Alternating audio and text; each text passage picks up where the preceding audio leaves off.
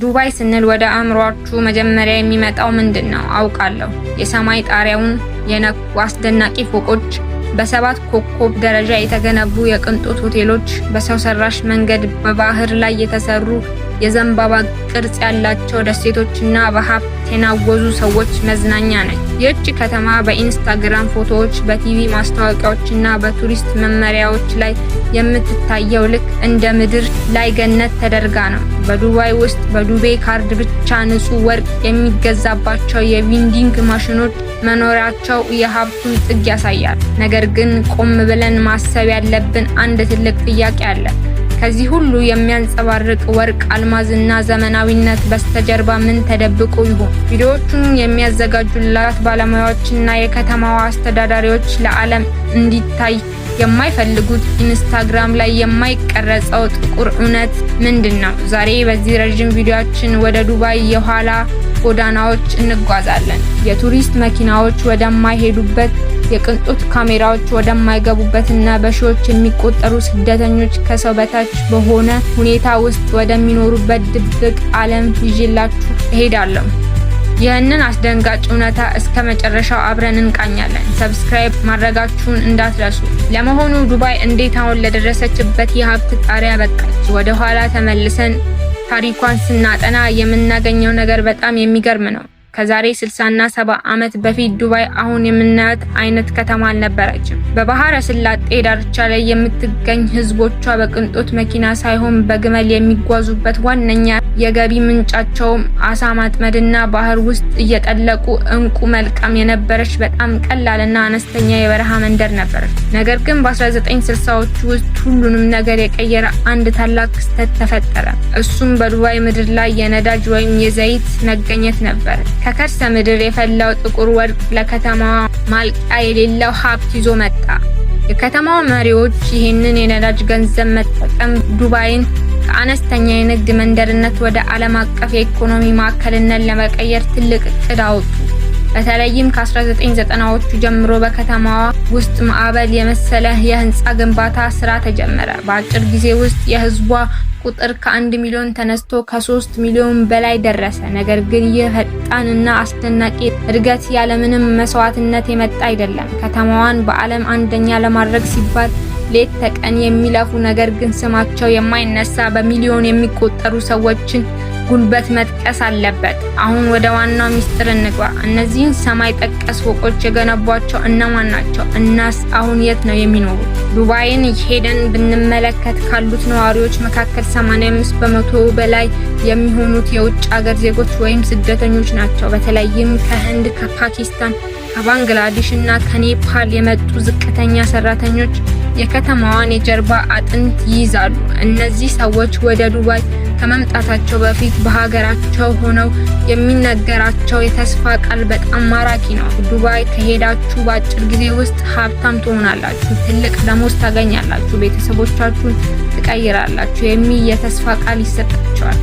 ነገር ግን እግሮቻቸው የዱባይን አውሮፕላን ማረፊያ እንደረገጡ እውነታው ወደ አስፈሪ ህልም ይቀየራል። ሰራተኞቹ ወደ ሀገሪቱ ሲገቡ የመጀመሪያው የሚደረገው ነገር ፓስፖርታቸውን በካምፓኒዎች መቀማት ነው። ይህ ደግሞ በህግ የተከለከለ ቢሆንም በተግባር ግን በሰፊው ይሰራበታል። ፓስፖርታቸው የተወሰደባቸው ሰራተኞች መብታቸውን ጠይቀው ወደ ሀገራቸው መመለስ አይችሉም። በዚያ ላይ የሚሰሩበት ሰዓት በጣም ረጅምና አድካሚ ነው። በዱባይ የበረሃ ሙቀት እስከ 45 እና 50 ዲግሪ ሴንቲግሬድ በሚደርስበት እነዚህ ሰራተኞች ከፎቆች ላይ ተንጠልጥለው ሲሰሩ ይውላሉ። ቃል የተገባላቸው ደሞዝ በሰዓቱ አይከፈላቸውም። በተጨማሪም ለምግብና ለተለያዩ ነገሮች እየተባለ የማይረባ ቅናሽ እየተደረገባቸው እዳ ውስጥ ይዘፈቃሉ። በዚህ ምክንያት ለቤተሰብ የሚላከው ገንዘብ ቀርቶ ራሳቸውን መመገብ ከባድ ይሆንባቸዋል። ታዲያ እነዚህ በሚሊዮን የሚቆጠሩ ሰራተኞች የት ነው የሚኖሩት? እነዚህ ሰራተኞች የሚኖሩት ቱሪስቶች በሚውሉባቸው ውብ የዱባይ ማዕከላት ውስጥ አይደለም። ከከተማዋ እይታ ፍጹም ተለይተው በሃይዌው መንገዶች ዳርቻ በተሰሩ የሰራተኞች ካምፕ ውስጥ ነው የሚኖሩት። ከነዚህም መካከል ትልቁና ታዋቂ ቦታ ሱናፑር ይባላል። የሚገርመው ነገር ሱናፑር የሚለው ቃል በህንድ ቋንቋ የወርቅ ከተማ ማለት ነው። ነገር ግን ውስጡን ለማያውቅ ሰው ይሄ ስም ትልቅ ግፍና ስላቅ ነው። በሱናፑር ውስጥ ባሉ ባለ 4 እና 5 ፎቅ ህንጻዎች ውስጥ በሺዎች የሚቆጠሩ ወንዶች ተጨናንቀው ይኖራሉ። በአንድ ትንሽ ክፍል ውስጥ ከ8 እስከ 10 የሚሆኑ ሰራተኞች የብረት አልጋዎችን ደራርበው ይተኛሉ። ክፍሎቹ በጣም ጠባብ ከመሆናቸው የተነሳ ልብስ መቀየሪያ እንኳን የላቸውም። በዚያ ላይ በዱባይ ከባድ ሙቀት ውስጥ ክፍሎቹ በቂ አየር ማቀዝቀዣ የላቸውም። ካምፓኒዎቹ ኤሌክትሪክ ለመቆጠብ ሲሉ ኤሲውን ያጠፉታል ወይም በዝቅተኛ ደረጃ ያደርጉታል። የጋራ መጸዳጃ ቤቶችና ኩሽናዎች ሁኔታ ደግሞ ይበልጥ ያሳዝናል። በአንድ ፎቅ ላይ ላሉ በመቶዎች ለሚቆጠሩ ሰራተኞች ጥቂት መጸዳጃ ቤቶች ብቻ ስላሉ ጠዋት ስራ ከመሄዳቸው በፊት ረጅም ሰልፍ ለመቆም ይገደዳሉ። ኩሽናዎቹ በቆሻሻና በዝንብ የተሞሉ ናቸው። ሰራተኞቹ ከእነዚህ ካምፖች ወጥተው ወደ ከተማ ለመሄድ ነፃነት የላቸውም። የሚንቀሳቀሱት ካምፓኒው በሚያዘጋጅላቸው አውቶቡሶች ብቻ ነው። ይህ ህይወት ከስራ ቦታ ወደ ካምፕ፣ ከካምፕ ወደ ስራ ቦታ የሚደረግ ማለቂያ የሌለው የእስር ህይወት ነው። ሌላ ቦታ ደግሞ አልቁዝ ይባላል። ይህ ቦታ በአንድ በኩል ለሀብታሞች የሚሆን ዘመናዊ የጥበብ ጋላሪዎችና ውድ ካፌዎች ያሉበት ሲሆን በሌላኛው ጫፍ ደግሞ የኢንዱስትሪ መጋዘኖች ያሉበት ቦታ ነው። በእነዚህ መጋዘኖች ውስጥ ሰራተኞቹ በጨለማና በጭንቀት ውስጥ ፍራሽ አንጥፈው ይኖራሉ። በዚህ ቦታ በሰራተኞቹ ላይ የሚደርሰው ጫና የበዛ በመሆኑ በተለያዩ ጊዜያት ከባድ ግጭቶችና ተቃውሞዎች ተነስተዋል። ለምሳሌ እንደ አውሮፓውያን አቆጣጠር በ2022 በአልቁዝ ውስጥ አንድ ወጣት ሰራተኛ ፓስፖርቱን ከልክሎት ወደ ሀገሩ እንዳይሄድ ያደረገውን ስራ አስኪያጅ በቁጣ ተነሳስቶ ህይወቱን ያጠፋበት አሳዛኝ ክስተት ተፈጥሮ ነበር። ይህም በሰራተኞቹ ላይ የሚደረገው የስነ ልቦና ጫና የት እንደደረሰ ያሳያል። የዱባይ ድህነት በየብስ ላይ ብቻ የሚያበቃ አይደለም። ወደ ባህር ቦዮች እና ወደቦች ስንሄድ ሌላ ይበልጥ የሚያስገርም እውነታ እንመለከታለን። በርካታ ስደተኞችና ቤተሰቦች ዳውስ በሚባሉ ያረጁ ባህላዊ የእንጨት ጀልባዎች ላይ ይኖራሉ።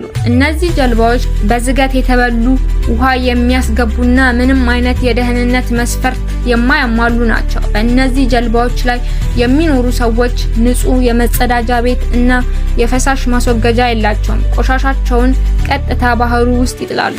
መብራት የሚያገኙት በጣም ጫጫታ ካላቸው ትናንሽ ጄኔሬተሮች ነው። ንጹህ ውሃ ደግሞ በጋሎን እየቀዱ በከፍተኛ ዋጋ ገዝተው ነው የሚጠቀሙት።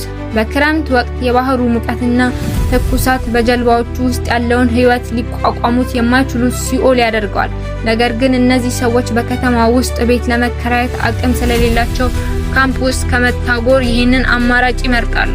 ከዚህ በተጨማሪም ሃይዌይ 44 እና ሃይዌይ 611 የሚባሉ ትላልቅ አውራ ጎዳናዎች ዳርቻ ላይ በባዶ መሬቶች ላይ የተሰሩ ድብቅ የደሃ መንደሮች አሉ። እነዚህ ቦታዎች ምንም አይነት አስፋልት፣ የውሃ መስመርና መብራት የላቸውም። ነዋሪዎቹ ከብረት ቆርቆሮና ከጨርቅ ድንኳን ሰርተው በድብቅ ይኖራሉ። መንግስት እነዚህን ቦታዎች እንዳላየ ሆኖ ያልፋቸዋል።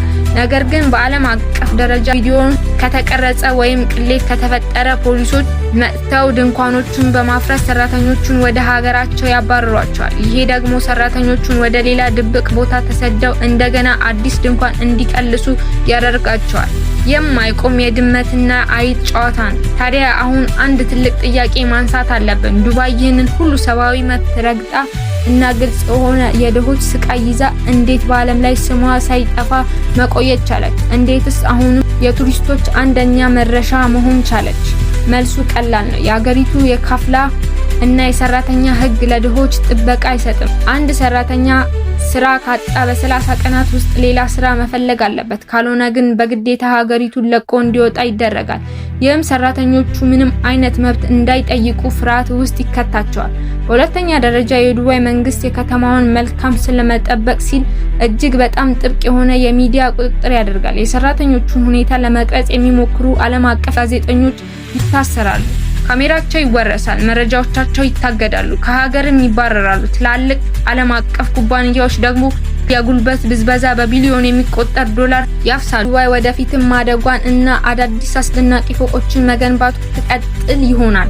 ነገር ግን እውነተኛ ብልጽግና ማለት ፎቆችን ማርዘም ብቻ አይደለም። እውነተኛ ስልጣኔ ማለት ሰራተኞችን ማክበር፣ ለድሆች እኩል መብት መስጠትና ሰብአዊነትን ማስቀደም ነው። እነዚህ የሚታዩ ሰራተኞች ባይኖሩ ኖሮ የዱባይ ማሽኖች አይሰሩም፣ ፎቆቹም አይቆሙም ነበር። እነሱ የከተማዋ እውነተኛ ፈጣሪዎች ናቸው። እናንተስ ስለዚህ ጉዳይ ምን ታስባላችሁ? ዱባይ የምታሳየው የቅንጦት ህይወትና ከበስተጀርባ ያለው ድህነት በእናንተ ላይ ምን አይነት ስሜት ፈጠረባችሁ? አስተያየታችሁን ኮሜንት ላይ አስፍሩልኝ። ይህን መረጃ ሰጪ ቪዲዮ ከወደዳችሁት ላይክ ማድረጋችሁንና ለሌሎች እንዲደርስ ሼር ማድረጋችሁን አትርሱ። ለቻናሌ አዲስ ከሆናችሁ ደግሞ ሰብስክራይብ በማድረግ የደውል ምልክቱን ተጫኑ። በሚቀጥለው ቪዲዮ በሌላ አስደናቂና አስተማሪ ርዕስ እስክንገናኝ ድረስ ሰላም ሁኑ።